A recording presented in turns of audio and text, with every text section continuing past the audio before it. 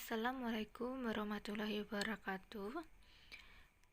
Di sini saya akan mempresentasikan hasil diskusi kami, yaitu di ruang kolaborasi topik 2, sosial emosional. Saya Diska dan Pak Suyatman sebagai anggota kelompok 10 akan mempresentasikan hasil diskusi kami. Yang pertama, setiap apa tantangan bagi guru untuk menjadi contoh atau teladan khususnya dalam hal sosial emosional? Yang pertama, setiap peserta didik memiliki kondisi dan latar belakang sosial emosional yang berbeda-beda. Dengan sosial emosional berbeda-beda, terkadang guru merasa kesusahan dalam mengelola kelas karena tiap peserta didik memiliki keadaan sosial yang berbeda. Jadi di sini guru harus pintar menciptakan pembelajaran atau kelas itu menyenangkan, memastikan semua siswa itu siap mulai pembelajaran.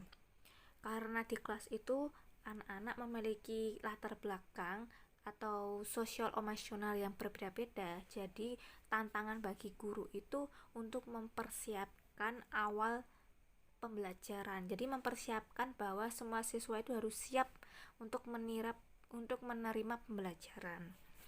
Yang kedua, melaksanakan pembelajaran bermakna yang harus dilakukan oleh guru kepada peserta didik sehingga mereka merasa terpenuhi kebutuhannya.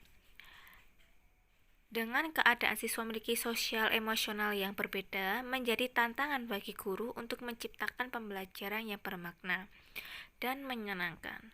Karena guru harus mengetahui kebutuhan tiap siswanya dan kemampuan siswanya agar tujuan pembelajaran bisa tercapai. Jadi siswa itu memiliki sosial emosional yang berbeda-beda. Maka dari itu yang pertama tadi, guru harus mempersiapkan dari awal, dari pertama mengajar, bahwa siswa itu harus siap belajar. Yang kedua, guru harus mengetahui kebutuhan yang dibutuhkan siswa tersebut agar pembelajaran itu lebih bermakna, lebih mengena pada siswanya.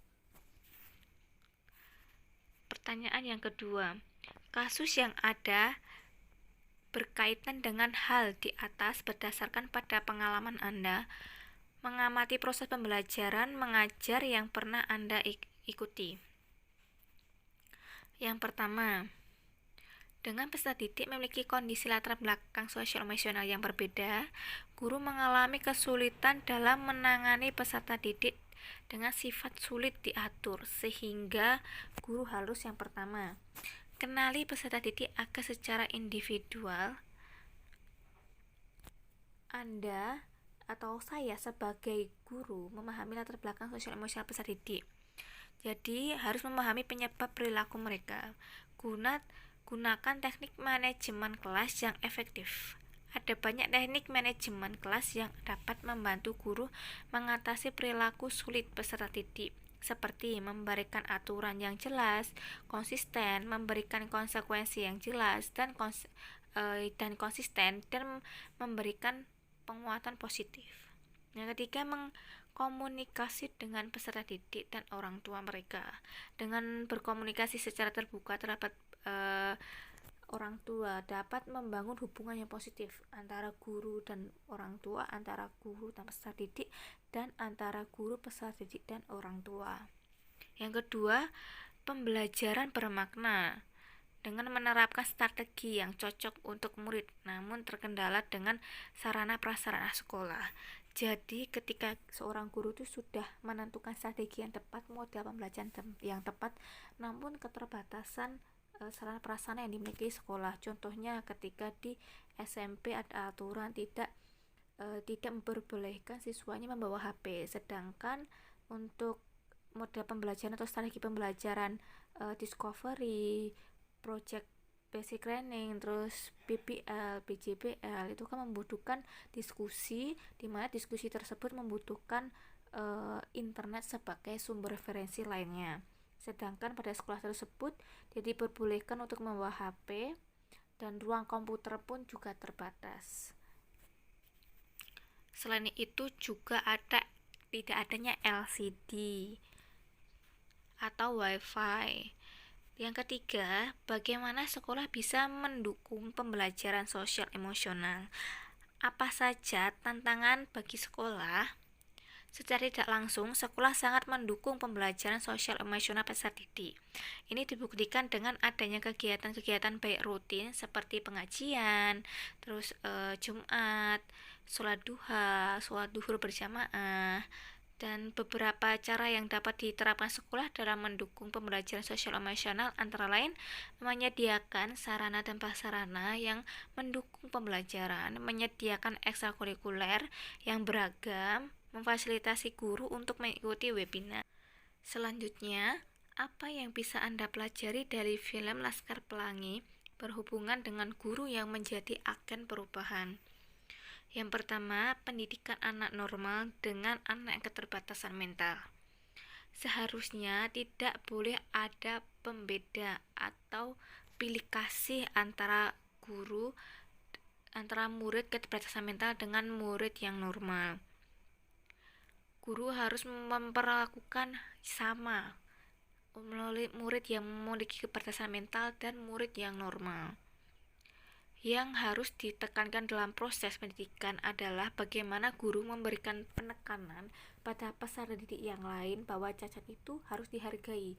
Cacat itu bukan hal yang harus diolok-olok, tapi harus saling menghargai peserta didik dengan peserta didik yang lain.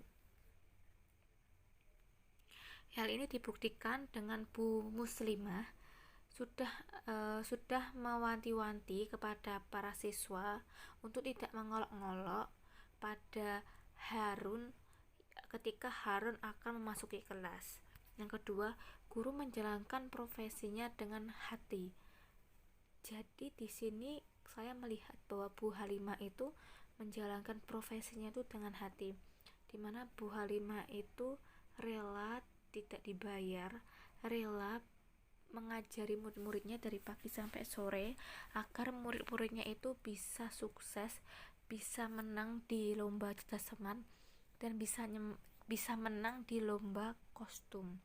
Jadi di sini saya melihat bahwa Bu Muslimah sebagai guru itu memiliki bahwa ibu tersebut itu sebagai guru menjalankan profesi guru itu dengan hati.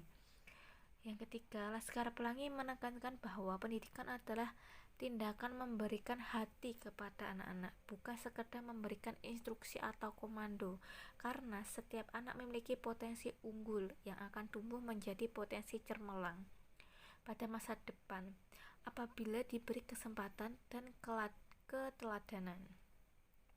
Semua orang berhak mempunyai mimpi, tidak terpaku pada apapun yang melekat pada dirinya. Sesuatu yang dilakukan dengan hati maka akan sampai ke hati. Itu adalah salah satu yang saya pahami di Laskar Pelangi. Menurut saya guru zaman sekarang itu membutuhkan Bu Muslimah dan kepala sekolah yang ada di sekolahan tersebut. Laskar Pelangi itu menurut saya menggambarkan guru yang dibutuhkan pada saat ini, dan dimana guru tersebut mengetahui keadaan sosial emosional siswa, mampu menggali keadaan sosial emosional siswa, mampu menggali masalah siswa, mampu memberi emosi, mampu memahami kebutuhan siswa dan lain sebagainya. Sekian presentasi dari kelompok kami. Saya ucapkan terima kasih. Apabila ada kesalahan disengaja mau tidak sengaja, saya minta maaf. Wassalamualaikum warahmatullahi wabarakatuh.